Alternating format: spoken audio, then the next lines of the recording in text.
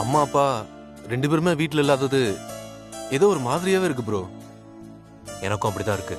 ஆனா அம்மாவும் அப்பாவும் இந்த சமயத்துல வீட்டுல இல்லாததான் நல்லது. ஆதி சொல்றதா சரி அருண். அவங்களுக்கு இது வெறும் வீடு இல்ல, நம்ம பரம்பரை முன்னோர்கள் வாழ்ற கோயில். நீலாம்பரியா நம்ம வீட்டுல ஏற்பட்டிருக்க சிக்கல் அவங்களுக்கு தெரிஞ்சிச்சுன்னா ரெண்டு பேரும் சென்டிமெண்ட்லாம் ரொம்ப வருத்தப்படுவோம். ஆமா ப்ரோ, நீ சொல்றதும் கரெக்ட் தான். இந்த விஷயம் அவங்களுக்கு தெரியறதுக்குள்ள நாம சால்வ் பண்ணி ஆகணும் மாமா. பண்ணிடலாம் பாரு. மாமா, வக்கீல் கிட்ட சொல்லி இந்த காப்பி டாக்குமெண்ட்ஸ்ல ரெடி பண்ணிட்டீங்களா? அதை ரெடி பண்ணதான் கஜேந்திரன் ரெஜிஸ்டர் ஆஃபீஸ் அமைச்சிருக்கேனே. எப்படி இன்னைக்குள்ள ரெடி பண்ணிடலாம்.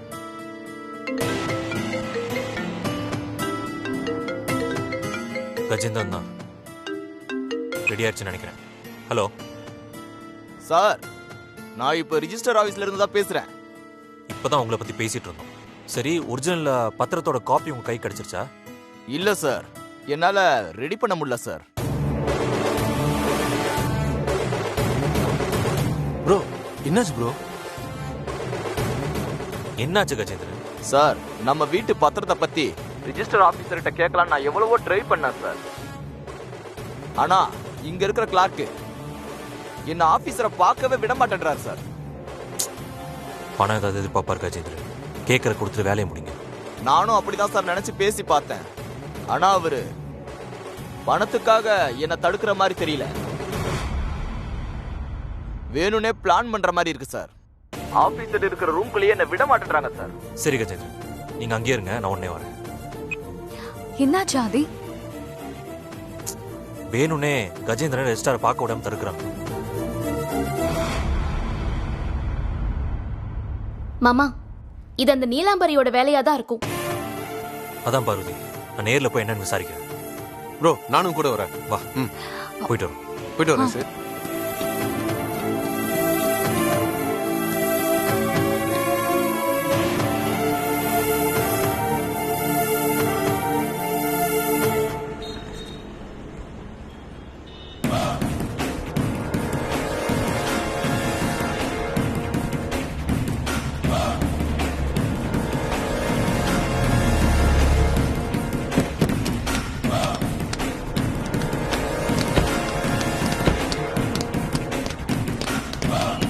என்னாச்சு கஜேந்திரன்? போன்ல சொன்ன மாதிரி என்ன உள்ளேயே விட மாட்டேன்றாங்க சார். நானும் எவ்வளவோ ட்ரை பண்ணி பார்த்துட்டேன். ஏதோ பிளானோட நடக்கிற மாதிரி இருக்கு சார்.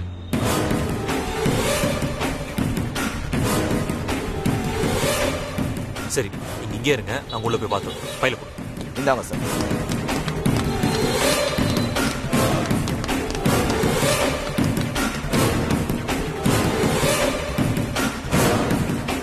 ப்ரோ ஆப்போசிட்ல பாருங்க, ரெஜிஸ்டர் ரூம் அங்கதான் இருக்கு. வா போலாம். ஹலோ ஹலோ, ஒரு நிமிஷம் சார். யாரு நீங்க? நீங்க பாட்டுக்கு போறீங்க, யாரை பார்க்கணும்? என் பேர் ஆதி. நாங்க ஆதிக்கடவுர் அகிலாண்டேஸ்வரியோட பசங்க. சரிங்க சார், என்ன விஷயமா வந்திருக்கீங்க?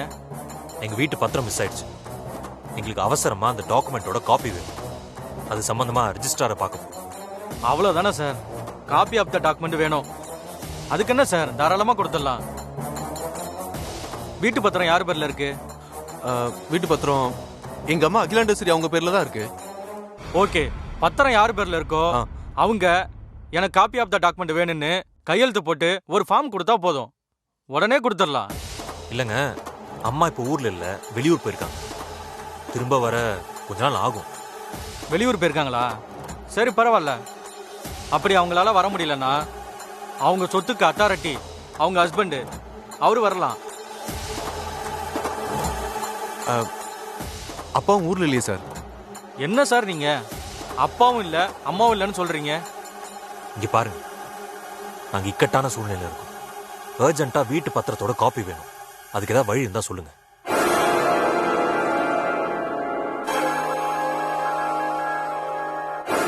சார், இதை விட்டா ஒரே வழிதான் இருக்கு. என்ன வழி சார், சொல்லுங்க.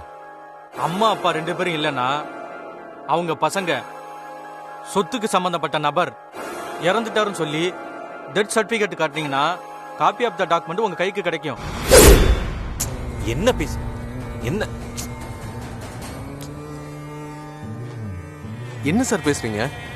பத்திரத்துக்காக எப்படி சார் அம்மா அப்பா இறந்துட்டாங்கன்னு சொல்ல முடியும்? சார் நான் உங்களை அப்படி சொல்லல, இப்படியும் ஒரு வழி இருக்குன்னு சொல்றேன், அவ்வளவுதான். சரி, இதுக்கு மேல நாங்க ரெஜிஸ்டர் பத்தி பேசுவோம். சார் சார் ரெஜிஸ்டர் ரொம்ப பிஸியா இருக்காரு, இன்னைக்கு அவரை பார்க்க முடியாது. சார் ரொம்ப அர்ஜென்ட் சார், எங்க நிலைமையை கொஞ்சம் புரிஞ்சுக்கோங்க. சார் என் நிலைமையை கொஞ்சம் புரிஞ்சுங்க சார், உங்களை உள்ள விட்டா என் வேலை போயிடும். சார் ப்ளீஸ் சார், சொன்னா கேளுங்க. சார் அதெல்லாம் உள்ள விட முடியாது சார், வெளில போங்க சார். அருண் போலாம். போங்க சார்.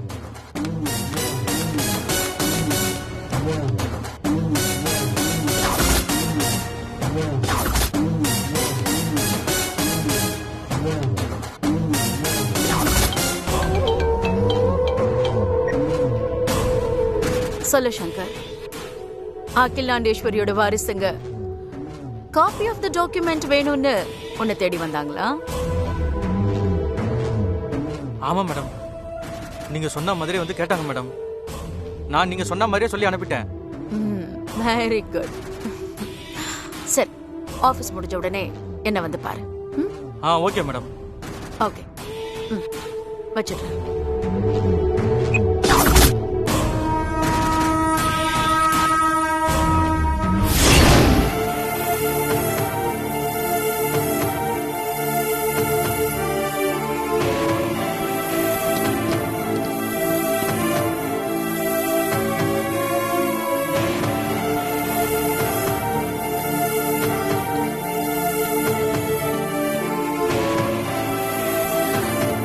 மாமா என்னாச்சு? அருண், என்ன அருண், டாக்குமெண்ட் காப்பி கிடைச்சதா? என்னாச்சு மாமா? ஏன் 2 பேரும் அமைதியாவே இருக்கீங்க? என்ன நடந்துச்சுன்னு சொல்லு அருண். எதுவுமே நடக்கல பாரு.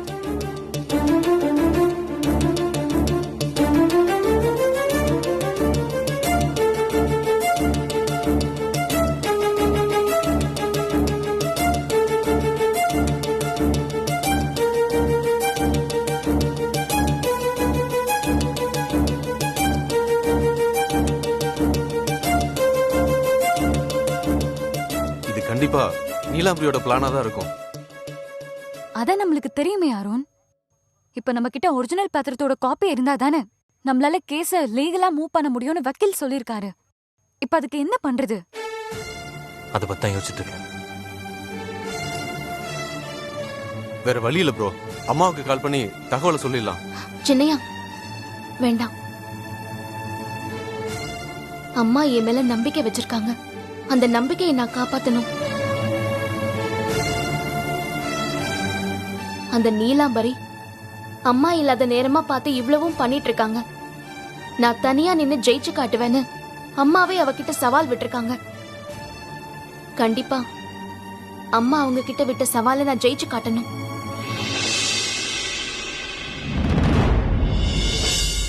அம்மாவுக்கு இந்த விஷயம் தெரியறதுக்குள்ள ஈஸியா நாம இந்த வேலையை முடிச்சிடலாமாமா? எப்படி? அந்த நீலாம்பரி குறுக்கு வழியில சட்டத்தை தப்பா பயன்படுத்தி ஜெயிக்க நினைக்கிறாங்க. அதை எப்படி முறியடிக்கிறது நம்ம யோசிப்போம். சத்தியம்தான் ஜெயிக்கும் நான் முழுசா நம்புறேன். அது கண்டிப்பா ஜெயிக்கும். நான் நம்புற அம்மன் என்னைக்குமே என்னை கைவிட மாட்டா. மாமா, நான் கொஞ்சம் கோவிலுக்கு போயிட்டு வந்துடுறேன். சரியா? சரிங்க, நான் வரேன் மாமா, வரேன்.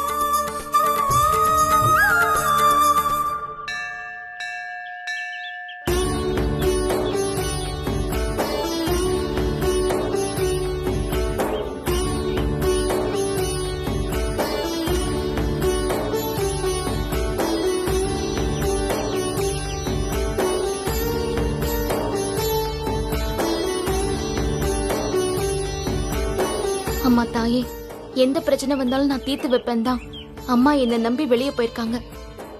ஆனா இப்ப ஏற்பட்டிருக்கிற இந்த பிரச்சனைய நான் எப்படி சரி பண்ண போறேன்னு தெரியல.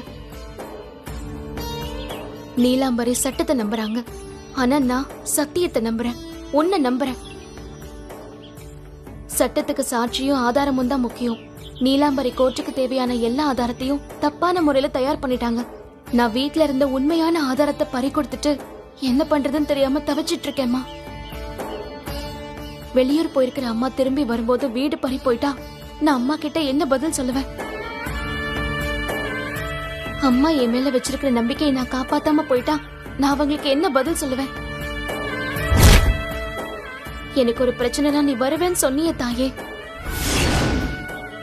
இப்ப நான் பெரிய பிரச்சனையில இருக்கேன். என்ன பண்றதுன்னு வழி தெரியாம தவிச்சிட்டு இருக்கேன். நீதான் எனக்கு ஒரு வழியை காட்டணும், வீட்டை காப்பாத்தி கொடுக்கணும். வா தாயே, ஏதாவது ஒரு ரூபத்துல வந்து எனக்கு உதவி பண்ணு.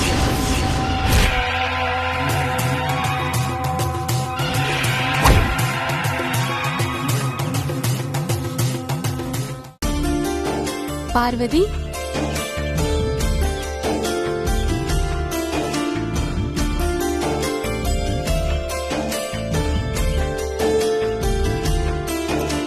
கவலைப்படாத பார்வதி. இங்க அவிழ்க்க முடியாத முடிச்சுன்னு எதுவுமே இல்ல. உனக்கு இருக்கிற பிரச்சனை தீர ஒரு கை குழந்தை உதவி செய்யும்.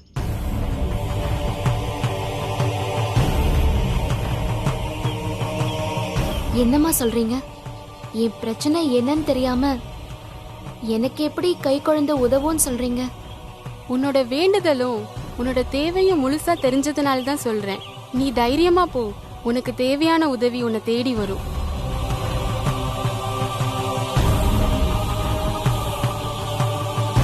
அம்மா, என் முன்னாடி இருக்கிறது சாதாரண பிரச்சனை இல்ல. இதை எப்படி ஒரு கை குழந்தை தீர்த்து வைக்கும்னு சொல்றீங்க?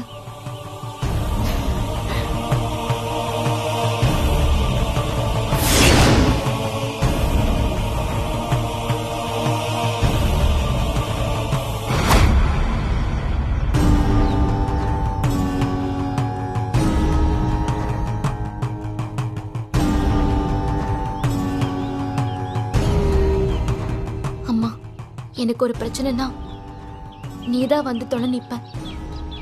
இப்போ இதையும் ஒரு தெய்வ வாக்கா எடுத்துக்கிட்டு நான் தைரியமா போறேன். என் கூட இருந்து இந்த பிரச்சனையை நல்லபடியா முடிச்சு கொடு.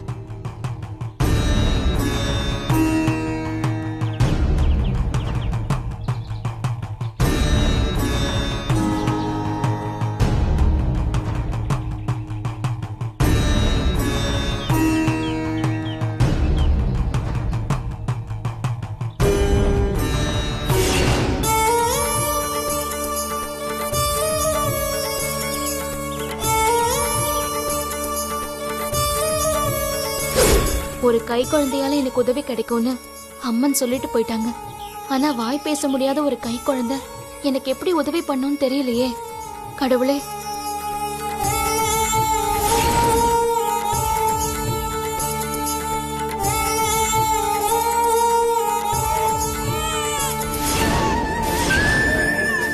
குழந்தை அழற சத்தம் கேக்குதே.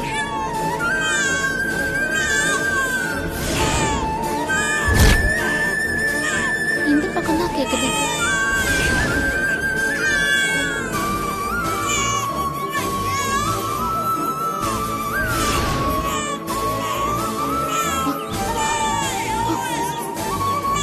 ஐயோ,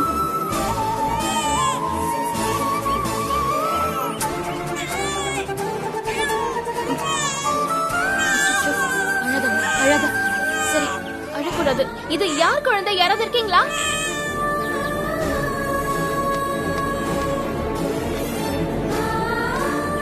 அண்ணா, இந்த குழந்தை யாருன்னு தெரியுமா? தெரியலம்மா, வேற யாராவது விசாரிச்சு பாருங்க. தெரியலம்மா.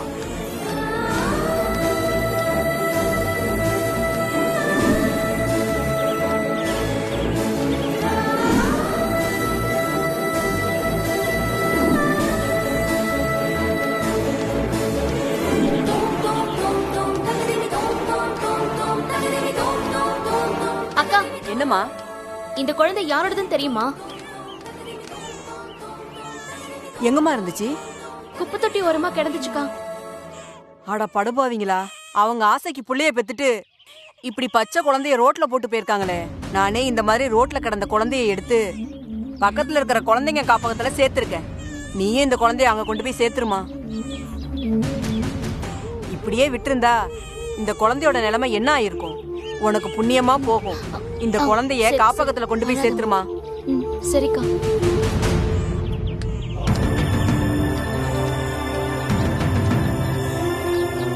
அண்ணா, குழந்தைகள் காப்பகம் எங்க இருக்கு? அங்க இருக்கு பாருமா.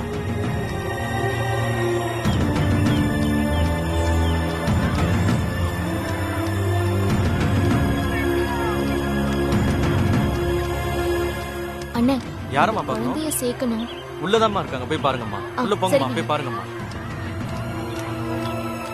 நான் சொன்னதெல்லாம் ஞாபகம் இருக்கட்டும். Okay madam. ஜாக்கிரதையா பார்த்து நான் பண்ணணும், பார்த்துக்கிறேன். சரியா? அம்மா வணக்கம்மா. ஆ, அம்மா இந்த குழந்தை நீ போய் அந்த எனக்கு வேலையை பாரு. சரிங்க மேடம். அம்மா சொல்லுமா. ஆ, நான் கோயில்ல இருந்து வீட்டுக்கு போயிட்டு இருக்கும்போது இந்த குழந்தைய குப்பை தொட்டி கிட்ட பார்த்தேம்மா. இந்த குழந்தைக்கு யாருமே இல்ல. நான் அக்கம் பக்கம் எல்லாத்துலயும் விசாரிச்சு பார்த்துட்டேன், யாருமே தெரியலன்னு சொல்லிட்டாங்க. அப்புறம் ஒரு அம்மா தான் வந்து உங்களோட இந்த காப்பகம் இருக்கு, அங்க கொண்டு போங்கன்னு என்னை அனுப்பி வச்சாங்க. அப்படியாம்மா? பெத்தவங்களால கைவிடப்பட்ட குழந்தைங்க இங்க நிறைய பேர் இருக்காங்க.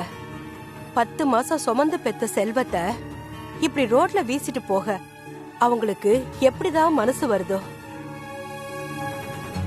நீ வாமா. ஆ.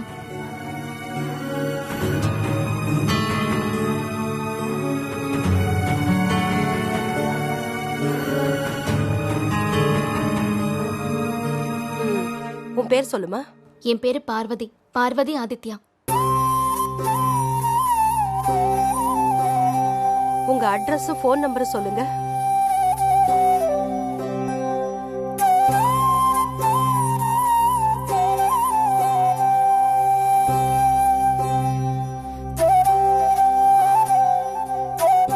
இதுல ஒரு கையெழுத்து போடுமா. அம்மா குழந்தைய கொஞ்சம் பிடிச்சுக்கோங்களேன்.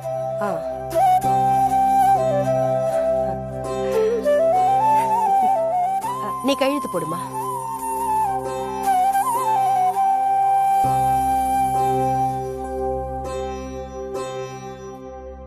ரோட்ல கடந்த குழந்தைய மத்தவங்க மாதிரி வேடிக்கை பார்த்துட்டு போகாம பொறுப்பா இங்க கொண்டு வந்து ஒப்படைச்சியே, உன் நல்ல மனசுக்கு நல்லதே நடக்கும்மா. ரொம்ப சந்தோஷமா.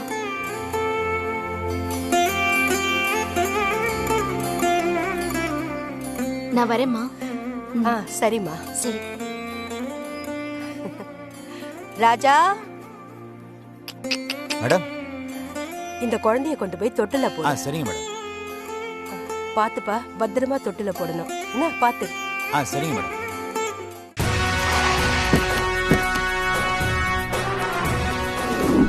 மேடம் நீங்க எங்கேயே இருங்க, நான் போய் கேட்டு வந்துடுறேன்.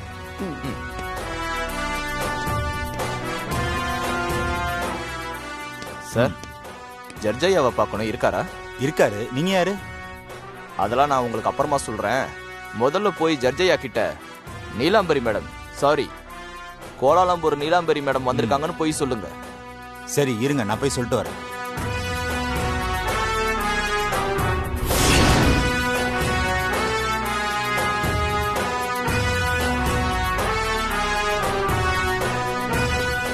ஐயா உடனே அவங்களை கூட்டிட்டு வர சொன்னாரு. ஓகே மேடம், சொல்லிட்டேன், வர சொல்றாங்க.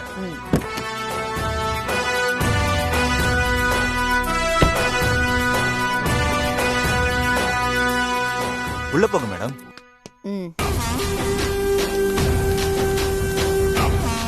வாங்க மேடம், வாங்க.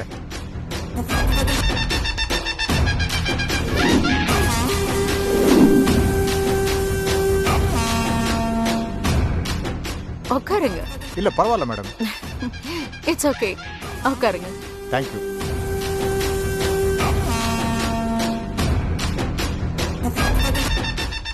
நீங்களே எங்க ஆபீஸ் வரைக்கும் தேடி வந்திருக்கீங்கன்னா முக்கியமான விஷயமா தான் இருக்கணும். நான் என்ன பண்ணணும் மேடம்? என் இடத்துல வீடு கட்டி இருக்கிற ஆதிக்கடவுர் அகிலாண்டேஸ்வரிய காலி பண்ண சொல்லி கேஸ் போட்டிருக்கேன். நிலத்துல பிரச்சனை இருக்கு, 15 நாள்ல வீட்டை காலி பண்ணணும்னு அவங்களுக்கு சம்மனம் போயிடுச்சு. நீங்க சொல்லி நான் தானே மேடம் அதை பண்ணேன். ஆனா அது மட்டும் பத்தாது. இந்த கேஸ உடனே ஃபாஸ்ட் ட்ராக் கேஸா மாத்தணும். மத்த கேஸ விட இந்த கேஸுக்கு உடனே ஜட்ஜ்மெண்ட் வந்தாகணும். என்ன மிஸ்டர் கேசவன், மேடம் சொன்னதை எக்ஸிக்யூட் பண்றதுக்காக ஃபைல் எல்லாம் ரெடி பண்ணிட்டு வந்திருக்கீங்களா? எல்லாம் ரெடி பண்ணியாச்சு சார். சைன் பண்ண வேண்டியது மட்டும்தான் பாக்கி. இந்தாங்க.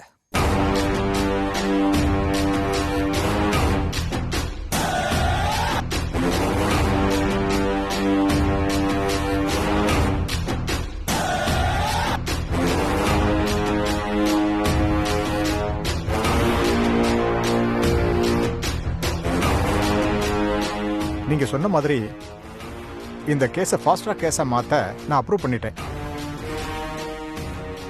மிஸ்டர் கேசவன், கோர்ட்ல சப்மிட் பண்ணிடுங்க. இதுவும் அவங்களுக்கு தகவல் போயிடும். மற்ற கேஸ் மாதிரி இதை வாய்தா போட்டு இழுக்க முடியாது.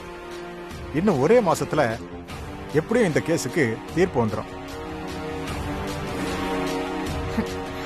அகிலா, நீ திரும்ப ஊருக்கு வரும்போது உன் மருமக பார்வதி நீ கோயிலா மதிக்கிற வீட்டை இழந்துட்டு நிப்பா. நீ அவ மேல வச்சிருக்கிற நம்பிக்கையை இழந்துட்டு நிப்ப. அப்ப நீ என் முன்னாடி தலை குனிஞ்சு நிப்ப. சரி, நான் கிளம்புறேன். Okay madam.